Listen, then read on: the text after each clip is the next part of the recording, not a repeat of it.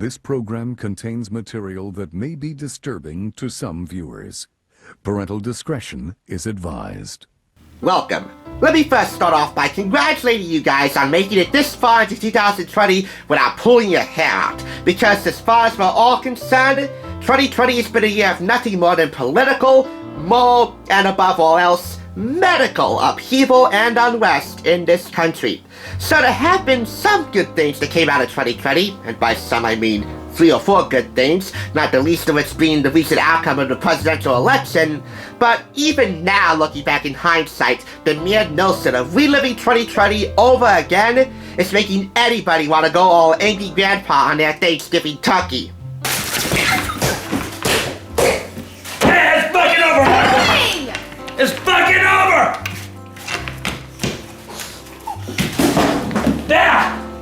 There ain't no Thanksgiving.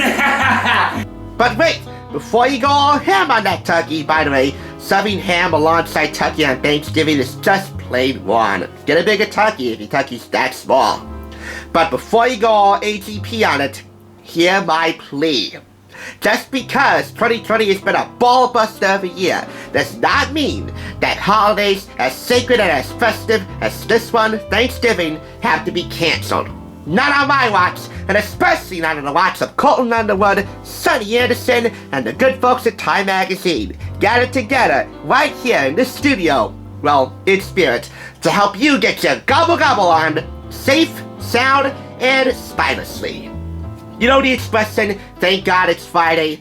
I don't know if you really willing to say that come tomorrow because it's Black Friday!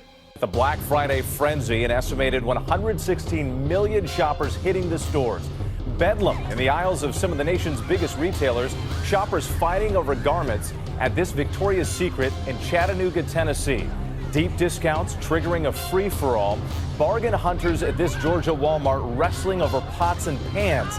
The commotion veering out of control at an Alabama mall. Shoppers scrambling for safety as gunfire rings out. Enough! All of that madness is 24 hours from now. Well, hopefully sans gunfire, please God, taking what happened in Wisconsin a few days ago. Don't worry, I got you covered with an episode tomorrow that will guarantee that your Black Friday mall hopping, either online or in person, will not end with a trip to the ER. Believe you me, emergency rooms across America are pretty crowded as is. But for today, I welcome you to a little something I like to call TGIT. Thank goodness it's Thrifty. What do I mean by that? Well, what the heck do you think I mean by that? You made an excellent call tuning into the Thrift Store Rundown this morning when we're talking turkey with a Tinseltown touch. In other words, we're celebrating Thanksgiving the only way we know how, apart or together, by bringing Hollywood home on a budget. I'm Pete Charles Escott. If you're ready, let's get on with the show and break a turkey leg. You want a goddamn leg? Here, have a leg, motherfucker! Have a leg! Yeah, real cool. You're the coolest.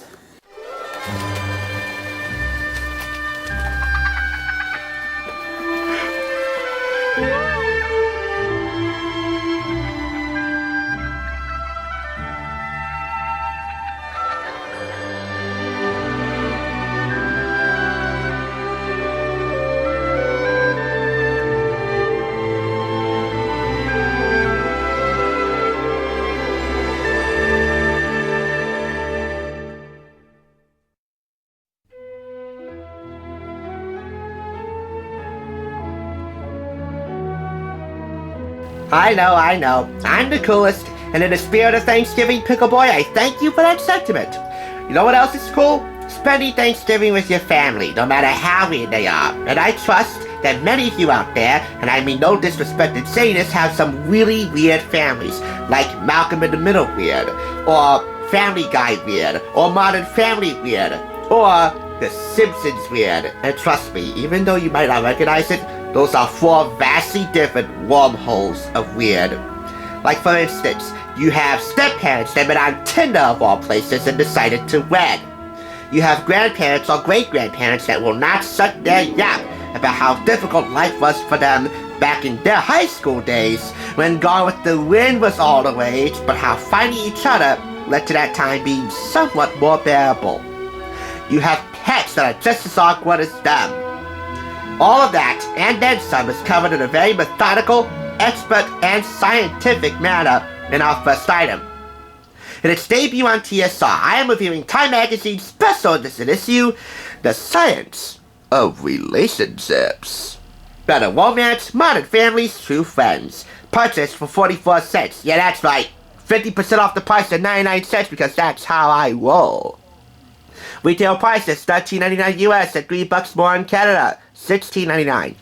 Now you might be asking me, Pete, this doesn't look very Hollywood from the outside looking in, and I know you have very stringent rules on your channel. Does this actually have some merit to be featured on the Thrift Store Rundown?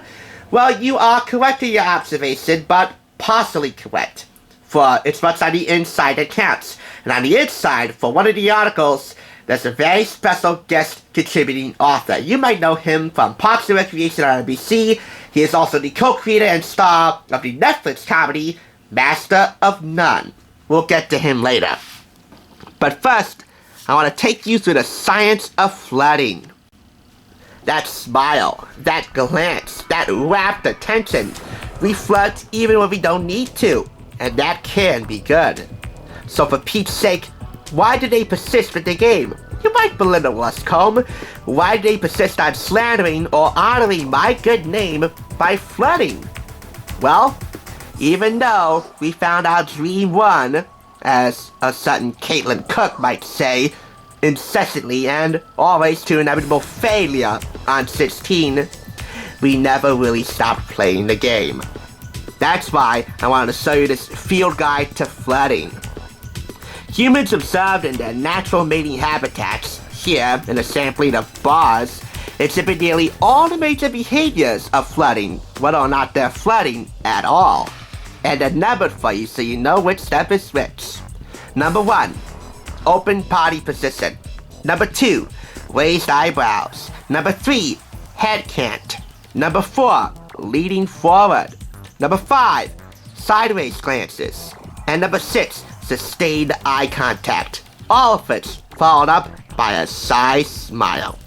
So if you're looking for some dating advice in this book, oh, you're gonna get it, but in the most unconventional way possible, which could very well be the most helpful way imaginable.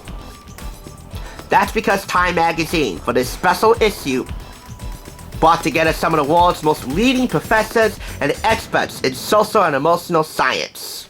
Like, for example, Aziz Ansari, 2-time Emmy and 1-time Golden Globe winner. What follows is an excerpt from his book, Modern Romance, an investigation co-authored with sociologist Ed Killianberg. Love in the age of light. Since dating turned digital, people have more romantic options than ever. Will that doom love or save it?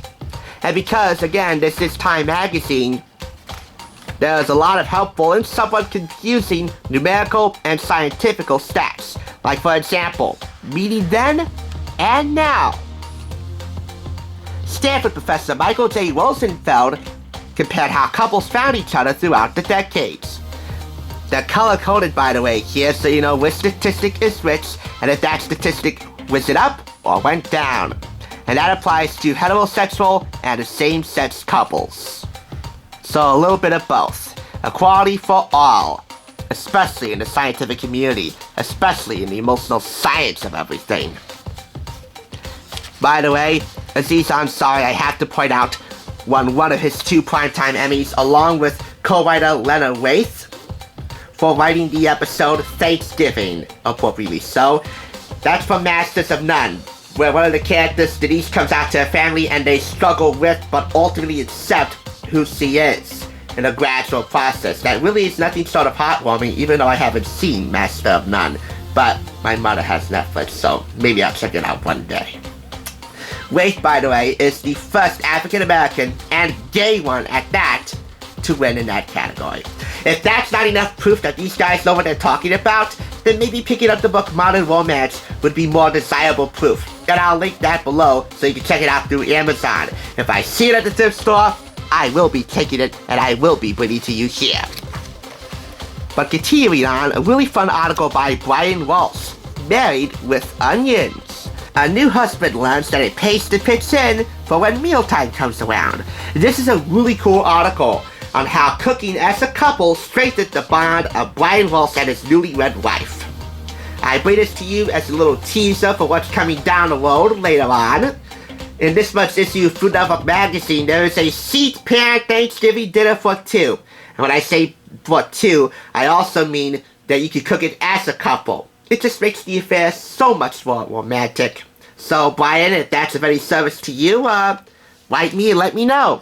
And, your wife as well. Now on to Together Forever. After finding love letters her grandparents exchanged during World War II, photographer Lauren Fleischman began recording stories of couples who had been together for more than 50 years. These are some that appeared in her acclaimed book, The Lovers, which again I'll link below if you want to check that out via Amazon. John and Summer Campbell, married on May 13th, 1955. Sean and Sun Kwok, married October 5th, 1959. Annie and Thealtha Love, married December 23rd, 1950. Christmas Eve Eve. Christmas Eve spared, folks. And finally, same-sex couple Dick Den and Gary Payne, together since September 2nd, 1957. This relates to the grandparents that I talked about earlier, although this is definitely more heartfelt than that bit I made. So I just wanted to show you that. Finally, the best pets for your health, says Susanna Phelps. Your furry or fur-free friend can help you battle stress, protect your heart, and even lose weight. It doesn't matter if you have a dog, a cat, fish, a horse, or a bird, which by the way are your true wingman. Yeah, wingman. Thank you very much. I actually owned a bird, well, a couple of birds as pets that I didn't really like very much because they scared me half to death when they would fly out of a cage. And I actually owned a few fish back in my childhood days, back in my single-digit days that I loved dearly. It doesn't matter if you own any of these animals, they're your pets. And you know what? They're your most loyal companions. I'm far too busy to have a pet nowadays, but I felt like since there might not be any dog show this year, that I wanted to bring some element of that dog show to you, albeit in a more humane way. Appropriately so, the book concludes with this quote from Woodrow Wilson, 28th President of the U.S. Friendship is the only cement that will ever hold the world together. This is not just about relationships in terms of romantic. This is about familial relationships and of those without pets. Our four-legged, furry, or winged friends. So really this runs the gamut. Selena Gomez once saying the heart wants what it wants, right? Well, guess what? So too does the brain. Only a perfect marriage of the two most important parts in our body, if you'll pardon the pun, will result in a more harmonious union for all of us. And if not, at the very least, you can fall back on your birth family. And thanks to this, now in a timely fashion.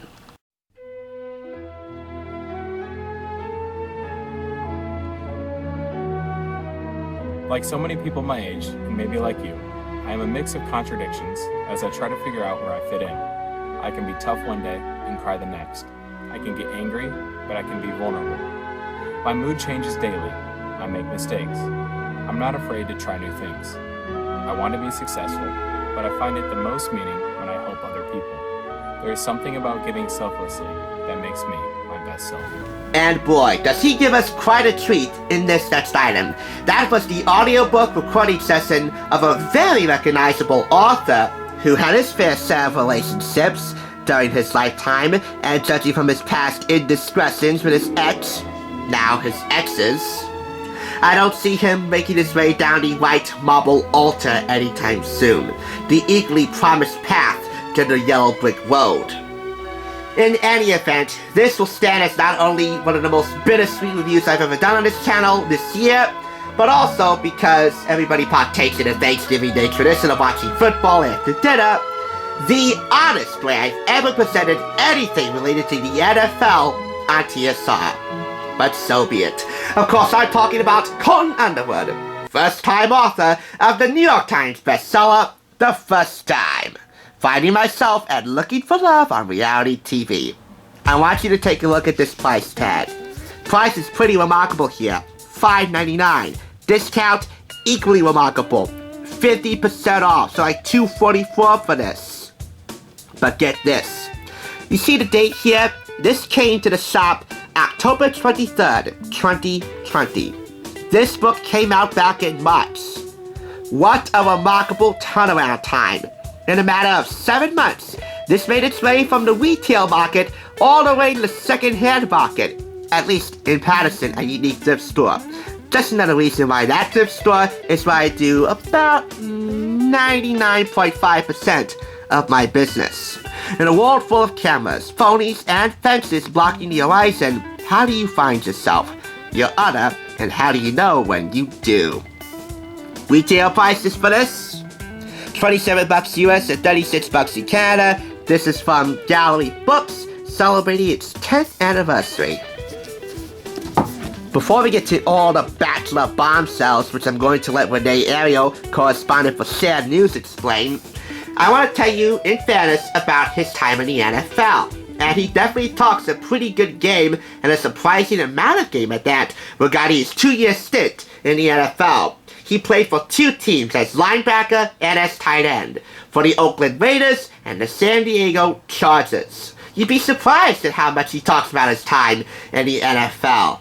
So, that merits it to go to my Super Sports Savings playlist. And yes, this appropriately will represent NFL football on Thanksgiving Day, even though it's so odd that it's representing football. I do have another NFL-related item in the back, but I want to save that for a special occasion, either the Pro Bowl or Super Bowl. And trust me, there will be both of those events coming, even though they're going to feel vastly different.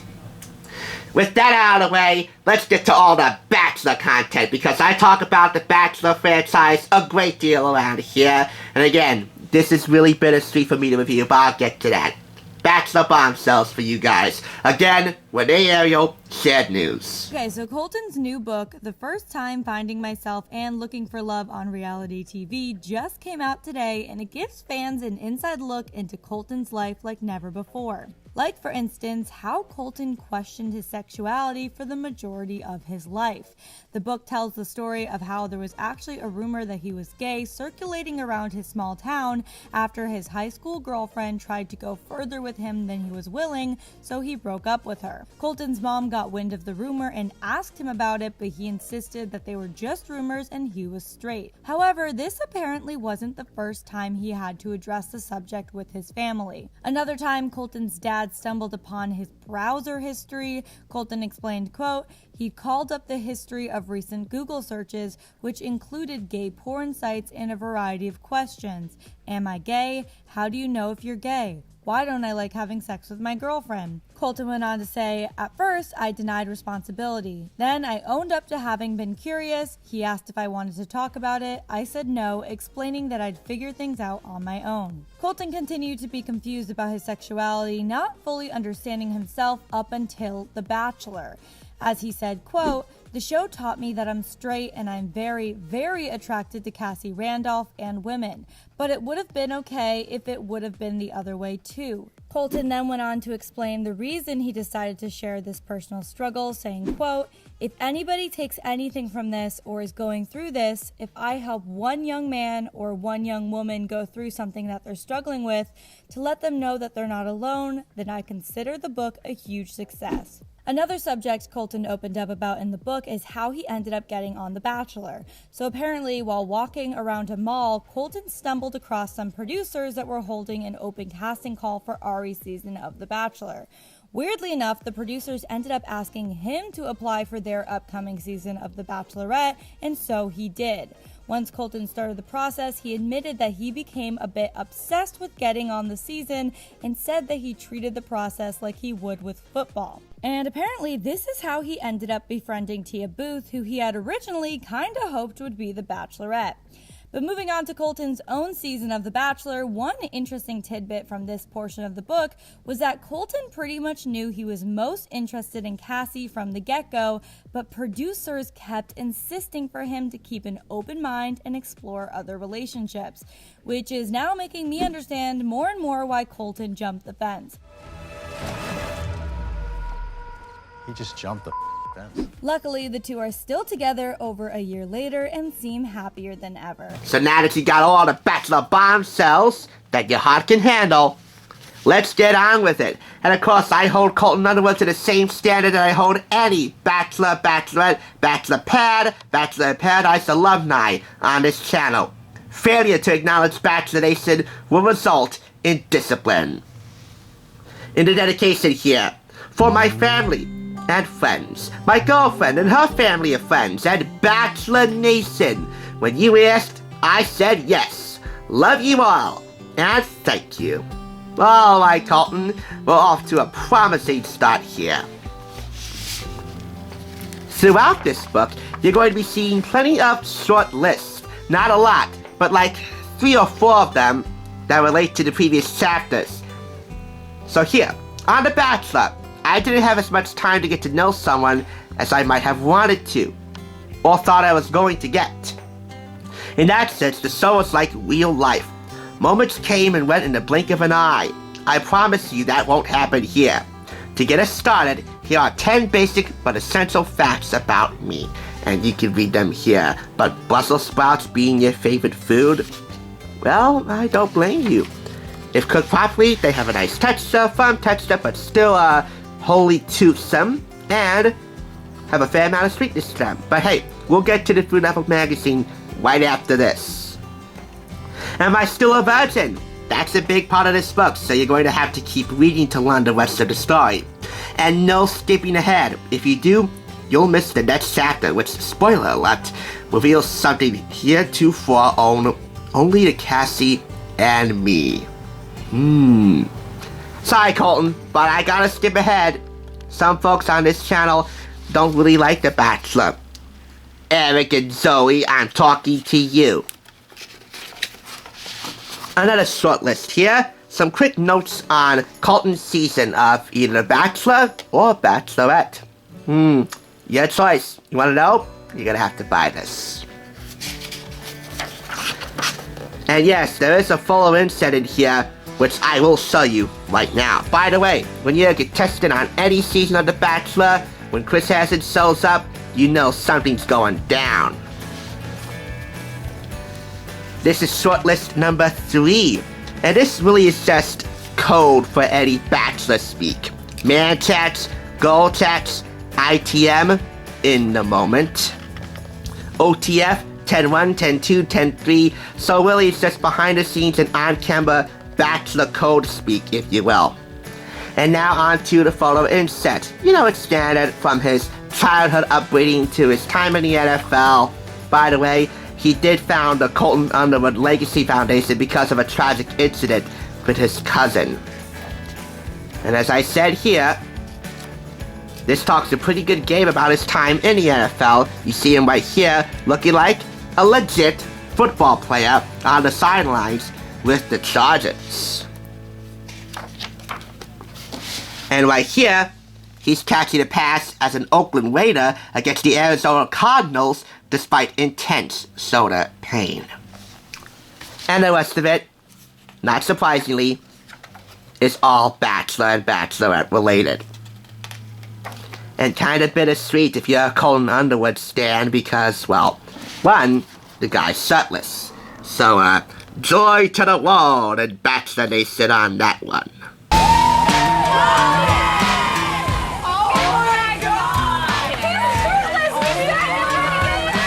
Colton looks so hot. I plan on rubbing oil all over his body.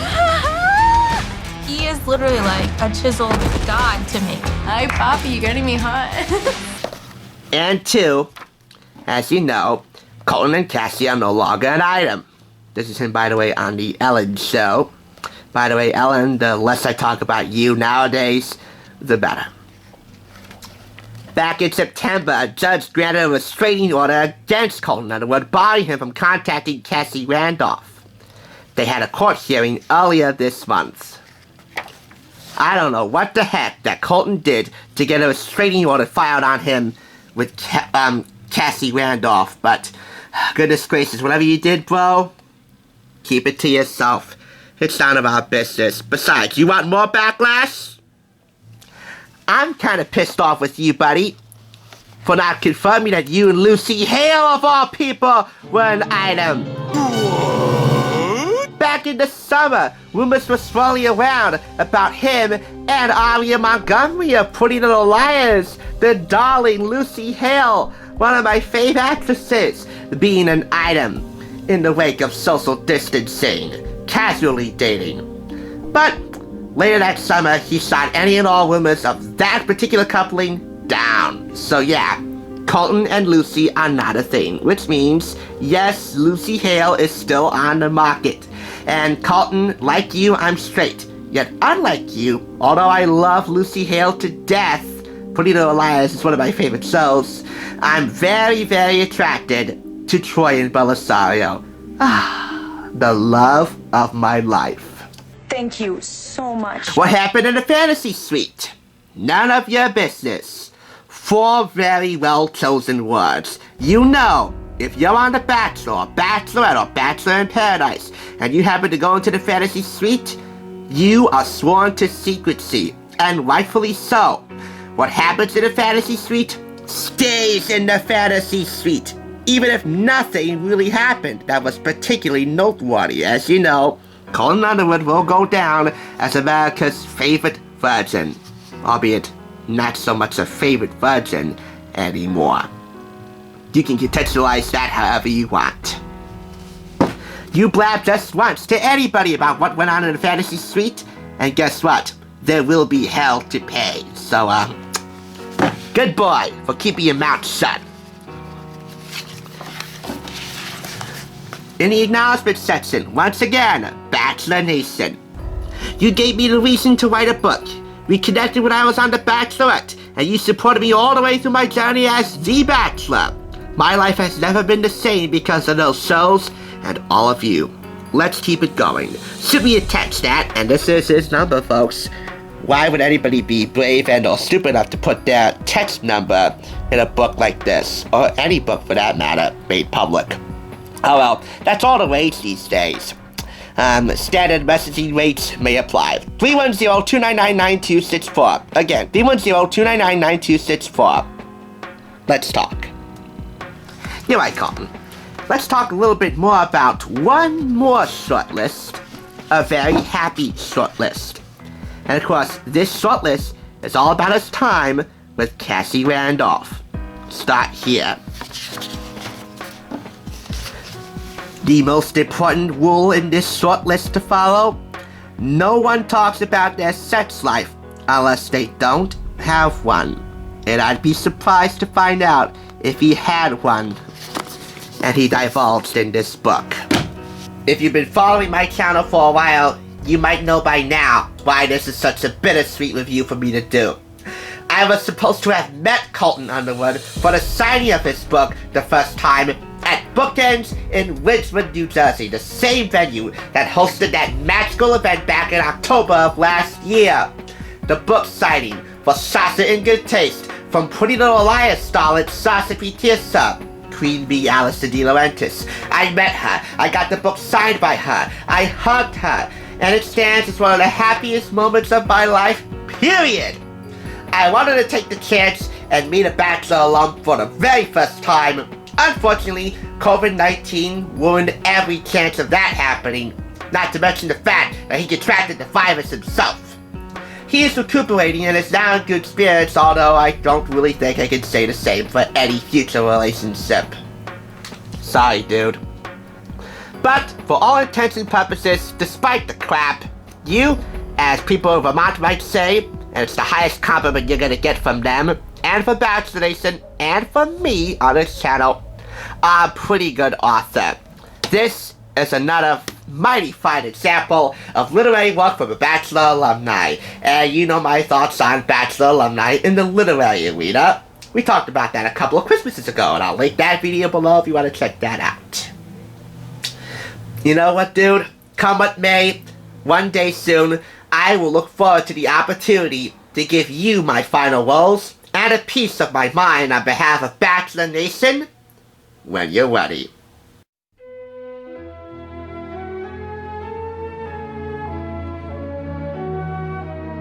By the way, Spencer, you are so very welcome, my love. Sorry, Aria, but you know I still love you, though. Alright, I'm fiddling around, as if they would really talk to me. The life and the work of an amateur YouTube editor who's trying to make his way in the world. It's just that my feelings for Troyan are so incredibly strong, and yet so incredibly unreciprocated. I guess now is as good a time as any to eat my feelings away. Speaking of eating, Thanksgiving is most certainly incomplete without the real movers and shakers of the whole shebang, the delicious components of a successful Thanksgiving Day dinner. And I don't care who's watching you slice, carve, and serve that turkey, but I do care how many people will be watching and where they're going to be watching you do it, as I caution you once again on holding large gatherings. Some of you might not be able to do that at all. As I'm sure you're aware of, many cities and states across the country, like for example, Newark, New Jersey, not too far from Patterson, plus Oregon and New Mexico, are all going back on lockdown because of an uptick in coronavirus cases. Mayor Ross Baraka of Newark has ordered the city to go back on lockdown for 10 days. That's medically ordered house arrest. Can you imagine how sucky that is? But it is for the greater good, and I'm very cognizant of that. Which is why this issue of Food Network Magazine has a very special virtual potluck pizza. Plus, a seat-pad Thanksgiving dinner for two, in case two people are cohabitating in one house and they can't leave their own home. Well, we got you covered there too. By the way, this is a contribution from my partner in crime, Donna Ionelli, meaning that I paid zilch for this. This was part of my congratulatory Food Network Magazine subscription, if you will, for graduating, being a part of the class of 2020 represent. So let us give thanks for all the deliciousness you're going to find in this month's issue. Everything you need for a happy feast. 3-ingredient appetizers, turkey 4 ways, the best stuffing, and of course, pie, and more pie. Bake some bread. It's good for your soul. And then break some bread, socially distant, with the ones you love. In all, 70 fun, easy recipes in this really historic issue. Why so historic? The first ever guest editor for Food Network Magazine is, rightfully so, co-host of The Kitchen, Sonny Anderson. As he's very well aware, not to mention incredibly thankful for having been appointed the first guest editor feature on Food Network Magazine, as so indicated in her welcome letter right here. Editor's letter, feeling grateful. What is happening? What's happening, Sonny? Well done for scoring the first ever guest editor spot in Food Network Magazine, what she call a cookbook every month. Speaking of which, I really should include my Food Network Magazine reviews in the Cookbook Corner playlist if that's designated as such, a cookbook every month. To the Food Network Magazine team, thank you. I'm humbled by the work and so proud of the results. And this is most important, thank you, reader, for being here. Let's give thanks, Sonny A. This portrait, by the way, is completely edible and was made out of mashed potatoes and some other things. It's made by Holly Laneberg, and this is his Instagram, Holly's Food _art. At least I assume that's his Instagram. In this welcome letter, you'll hear more about the late, great Barbara Smith, aka B. Smith. Up until this point, I haven't heard much about B. Smith or who she was, but after doing some research, I concluded that she was a beloved lifestyle maven, cooking, home decor, fashion, the works. She had her own show, B. Smith with Style, syndicated on television, co-created by her husband, Dan Gatsby. Earlier this year, back in February, at the age of 70, she succumbed to Alzheimer's disease. She was one of the early role models of Sonny Anderson, and so, in respect for both of them, and for the whole Black Lives Matter movement as a whole, because we're trying to feature more prominent African Americans, alive and deceased, on this channel. I will feature some of B. Smith's recipes that her husband compiled in a very special feature later in this portion of the program. Plus, offer my brief but fierce opinion on the kind of crappy husband that Dad Gatsby was later in life. The stars give thanks. Sonny's friends show their gratitude this year by giving back. We hope these acts of kindness will inspire you too. And boy, did she round up the whole fleet. Co-host of New York Live, Sarah Gore, formerly of LX New York. Nutritionist and author Joy Barra. Ted Allen, host of Chopped. Bobby Flay. Michelle Turner, co-host of Entertainment Tonight. Barbara Corcoran, founder of the Corcoran Group. You know what a lot of these folks have in common? I featured and or reviewed them and all their shows on this channel. Like for example, Joy Barra, the Today Show, The Joy Luck Diet. Michelle Turner, co-host Entertainment Tonight. Well, I reviewed a board game from the 80s. Yeah, believe it or not, E.T. had its own 1980s board game. Bobby Flay, well, he's the mainstay of TSR, of course. Barbara Corcoran, the Corcoran Group, I did a Shark Tank review on TSR for, yes, Shark Week. Shark Tank, Shark Week last year, alongside Jaws. What were you expecting? I know, so predictable. And yet, so TSR. Anyway, have it your way. What do you mean, have it your way? Sunny crowdsources tips for creating the best ever macaroni and cheese. And sorry about that. Part of the tripod broke. It fell on its side last night as I was getting ready to go to sleep. And part of the handle, which lifts this part of the tripod up and down. I'm using the handle right now as I speak to lift this tripod up. Part of that handle broke. Which was this. And it can't be fixed. So, oh well. The lever still works. This little hand crank here that I'm using, you can't see it, but you can definitely see it. You understand what I'm talking about. It still works, so none the worse for wear. Anyway, this is Sunny's crowdsourced mac and cheese. What does crowdsource mean? Well, all 5 co-hosts of the kitchen contributed a portion of their skills and their secret ingredients to this crowdsourced mac and cheese. So it's really a community effort, if you will. By the way, for many families across the country, mac and cheese is considered the co-star of the meal alongside turkey. So much so that it can be Nobel Prize worthy if made right. This year's Nobel Prize nominees are Dr. Wan for the cure to cancer, Dr. Stravinsky for the discovery of the missing link, and Chris for some good-ass macaroni and cheese. And the winner is... Chris!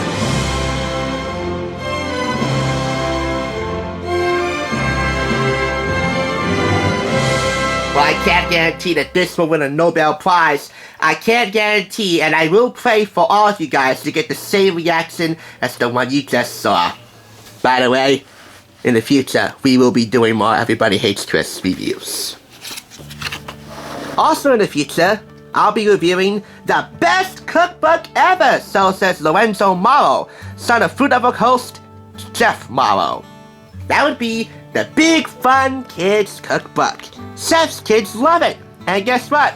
I got it. It's the first ever kids cookbook, packed with more than 150 recipes, plus food trivia, kitchen tips and tricks, quizzes, coloring pages, and a free poster. Guess what? I have it right here in the back. And that will be going down sometime soon. And I guess it's only fitting that I also bought this and another kids cookbook, if you want to call it that, from Bookends in Ridgewood. And guess what? They don't do discounts. So I guess the one positive trade-off that I could take solace in for not reading Colton Underwood and still buying this book is that I got it for less than $5.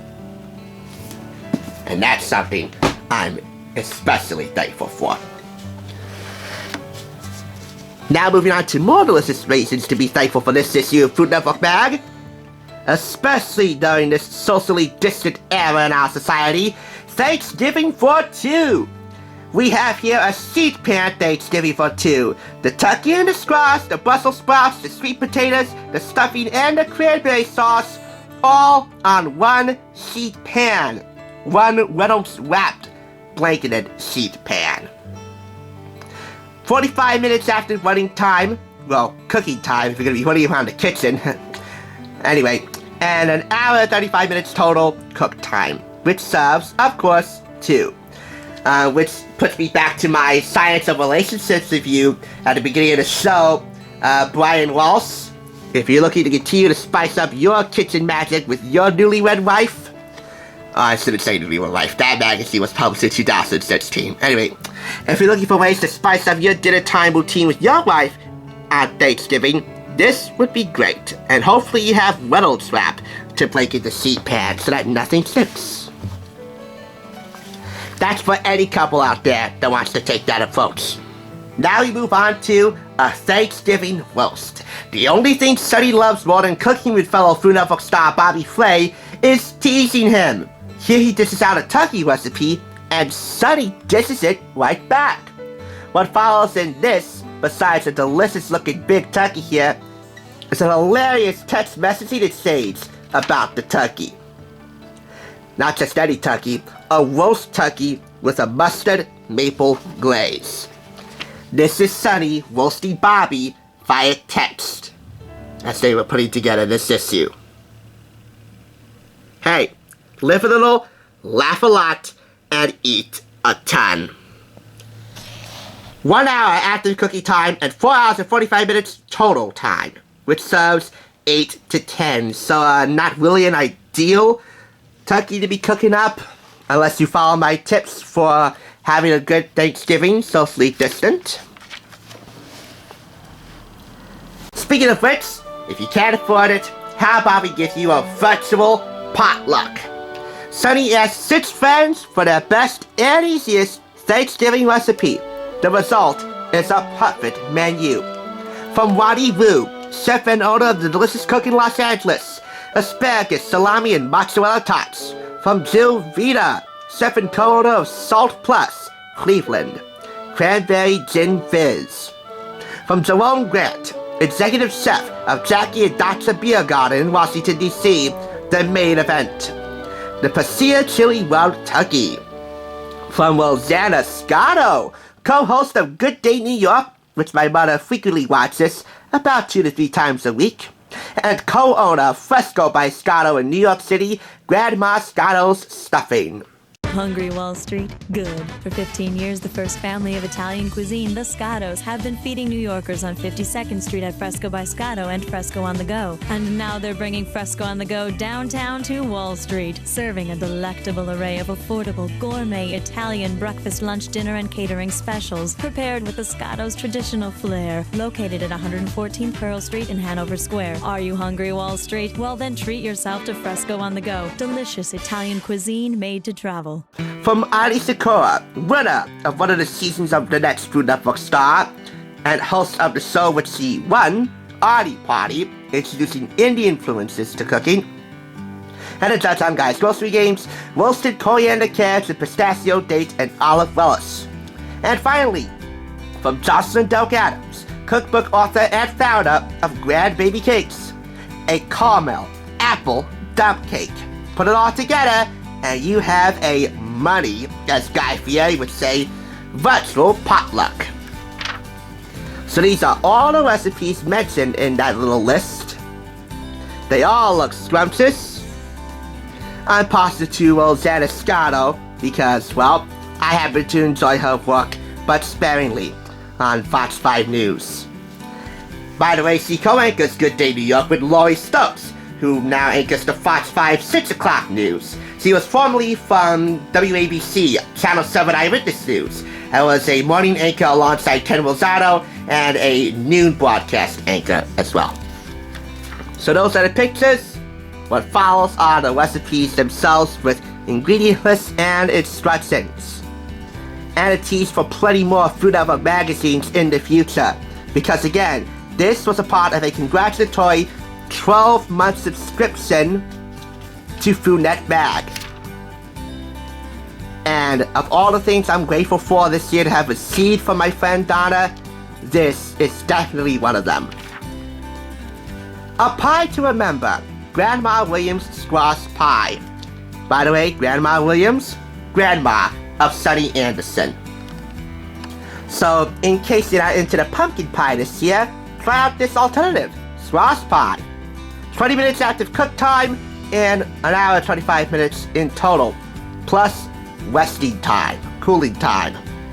People love this pie because you are having dessert and vegetables in one. Yes, a pie made out of 6 medium yellow straws, sliced into 1-inch thick rounds. I'm not joking, you see that right there?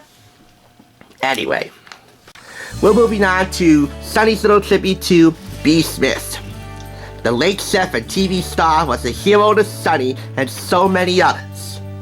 B's husband, Dan Gatsby, reflects on her life and some dishes he'll never forget. If you're wondering an example of B. Smith's work, here it is, a promo for her show in syndication, B. Smith with Style, which aired locally on WLNY TV 1055. I'm B. Smith. Join me each week on B. Smith with Style for a fresh look at cooking, entertaining, fashion, decorating, and gardening with the help of my guests, experts, and celebrities. I'll show you how to celebrate yourself in everything you do. And remember, whatever you do, just do it with style. 2:30 p.m. Sundays on New York 55. Now on to the recipes, and that is a mighty good-looking plate right there. That is a B. Smith Thanksgiving if there ever was one. But how do we get that B. Smith plate? It's simple, with this jerk roasted turkey, with cornbread and dewy dressing. With a Brussels sprout side dish with toasted pecans, a sweet potato salad with orange maple dressing. Salad, smell that salad. Oh, I can smell it from here. I wish they had smell-o-vision for magazines. Finally, sweet bourbon corn pudding and pineapple upside-down cake. Right here, a classic. Right here, a classic in B. Smith's family. So, rest in peace, Barbara Smith. I'm sure that your work was loved by many, and you are missed by all. And finally, just a little throwback, if you will, to, well, a few days ago, when I reviewed Hallmark Channel's Countdown to Christmas book, Have a Very Merry Movie Holiday. You know, a must-have companion to your holiday movie marathon, recipes and holiday traditions from Hallmark Channel stars, super fun trivia quizzes to test your movie IQ, watch party games, and more. Pre-order your copy while supplies last. Pre-order the copy? This already went on the market back in October, folks. And as you'll recall, I did this to kick off the holiday season right here on TSR. Plus, I got it for 50% off its retail price. So I'll leave a link for that below if you want to check it out.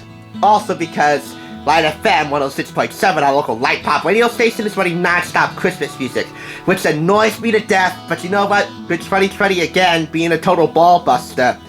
I guess it's a welcome diversion. But if you want to hear my full thoughts, once again, check out the link below for that. And that, my friends, as B. Smith would say, is Thanksgiving with safety and style.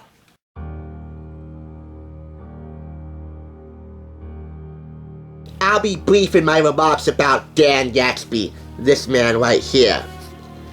Everybody who's heard of B. Smith has heard about this story. It's something that only The Onion could come up with, but when the Washington Post and CBS This Morning start talking about it, then you know it's legitimate. This man right here hired his own mistress to become his alien spouse's caretaker. He had a mistress on the side and invited her into their matrimonial home to care for his ailing wife battling Alzheimer's. You don't get any more pathetic as a spouse or as a human being than that. So if by some ridiculous happenstance that Dan stumbles upon this video, hey Dan, listen up.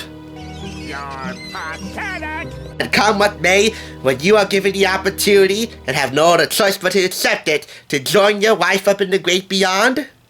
You will reap what you sow. And, in the spirit of your late wife, you'll do it with style.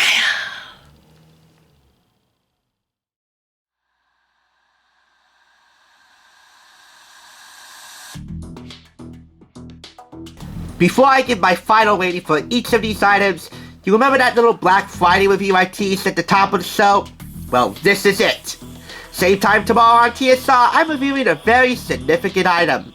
The final monthly print issue of the Oprah magazine, and because it's the holidays, it's Oprah, listing her favorite things of 2020, with a special spotlight on Black-owned businesses to celebrate any bargain connoisseur's most favorite holiday of the year, Black Friday. That's tomorrow. In the meantime, to wrap this up, it's ruling time! That's what time it is. It's time to find out where each of these items stand. A maximum total of 15 crowns to be awarded. So, brief rundown. You know one of Colton Underwood's exes being the smoking Olympic gold medalist, Allie Weissman? While I can't necessarily give Colton a gold medal for being America's dream virgin boyfriend, I will, however, have to give him a gold medal for acknowledging vaccination and for turning out a pretty riveting read. For the science of relationships, the celeb factor was there. Hello, Aziz Ansari being a guest contributing author for Love in the Age of Light from his book Modern Romance and Investigation, and it has unconventional dating advice and relationship advice, not to mention analysis and expert analysis at that. All in all, this is a pretty riveting read too. If you ever thought to yourself, what did I do to deserve the family that I have? It was about time that a magazine like this came along to give you some definitive answers. And in regards to the Food Network magazine right here, well, if Sunny didn't bring the celeb factor like she did to this issue, well, this would not be as awesome or even more awesome, because it certainly is more awesome, than all of the other Thanksgiving cookie magazines I reviewed this month. So, finding no fault in any of these three items, I'm giving them all 5 out of 5 claps. They all get 15. And that is how TSR gobbles up Thanksgiving. And if there's been another recurring theme that you might have detected throughout this entire show, well, it's time. Time heals all wounds, not to mention a good meal right here.